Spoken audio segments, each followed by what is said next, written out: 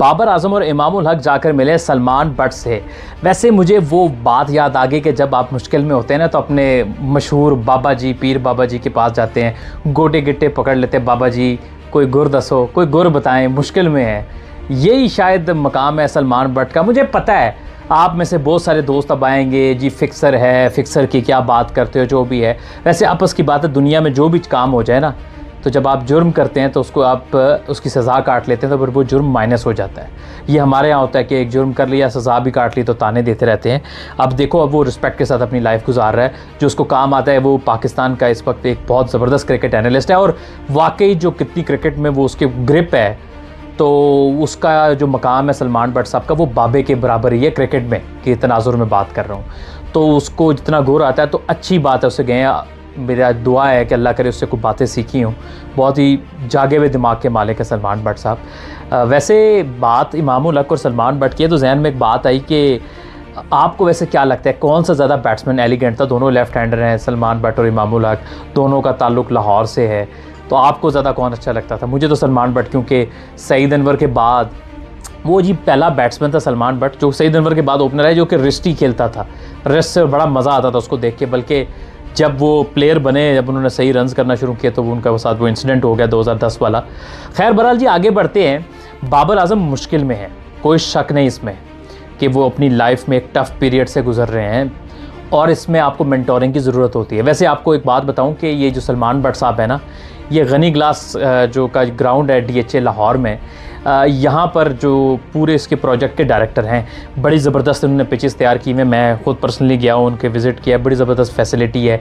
इनकी टीम जो है वो ग्रेड 2 भी खेलती है, PCB के डोमेस्टिक का भी हिस्सा है, और काफ़ी इन्वेस्ट किया हुआ है इन्होंने क्रिकेट में। बड़े नौजवान लड़के, जो भी एक लड़का शावेज़ इरफान था PGL वाला, वो भी इसी ग्राउंड से था।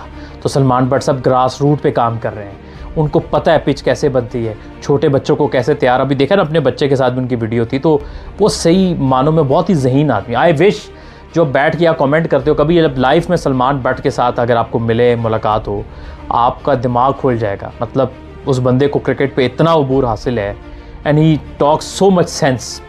तो बाबर को मैं यही कहता हूँ कि आपको ऐसे लोगों से सीखना चाहिए, ऐसे लोगों के पास ज़्यादा जाना चाहिए।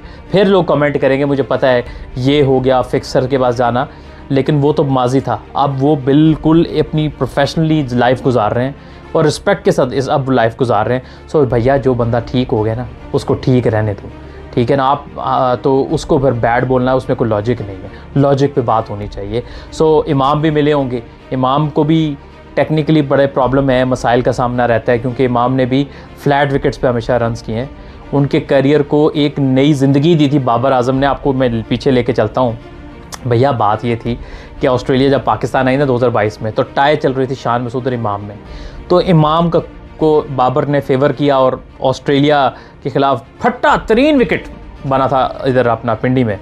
इमाम की एक अच्छी बात है कि उसका टेम्परामेंट अच्छा है, तो उस विकेट पे टेक्निक तो टेस्ट होती नहीं है आपकी, वो तो रन्स की मौज लगी, सब ने बड़े रन्स किए उस पिच पे।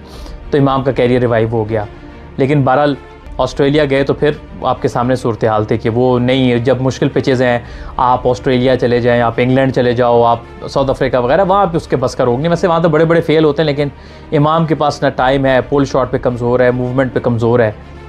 तो आपको एक बेहतर टेक्निक वाले ओपनर जैसे अब्दुल्ला शफीक है, तो उस पर इन्वेस्ट करना चाहिए, जो कि आगे जाके आपको ज़्यादा अच्छा डिलीवर कर सकता है। लेकिन बहरहाल अच्छी बात है कि सलमान बट साहब से मिले हैं। सर जी, गुरु जी, थोड़ी जी मत दियाँ गल्लां दसो, सर गोडे गुट्टे फाड़ लो अपने बाबा जी के। बाबा जी, बाबा जी, बाबा जी कोई गुर बताएं, बाबा जी, बाबा जी गुर बताएं। और जब बाबा जी के गुर से कुछ नहीं होता, आगे क्या कहते हैं? ये रॉन्ग नंबर है। खैर जी, सलमान बट साहब, खैर ऑन द लाइटर नोट थोड़ी बात चल रही थी, ऐसे ही कोई दिल किया तो बीच में बात कर दी। सलमान बट साहब के केस में लाइटर नोट कोई नहीं है। मतलब he is really genuine very. आप उनकी गुफ्तगू फिटनेस के ऊपर देखें, जब वो बंदा फिटनेस के ऊपर बात करता है तो इतना नॉलेज है उस बंदे के पास, क्या बंदा कहता है यार क्या नॉलेज है यार। मतलब ये बंदा उस इंसिडेंट में ना जाता तो मतलब ये बंदा बहुत आगे होना था। एक बात मैं वसूख से कह सकता हूँ कि वो इंसिडेंट ना होता तो सलमान बट पाकिस्तान के अगले 8 से 10 साल कप्तान थे, पढ़े लिखे, इंटेलिजेंट, सब कुछ था।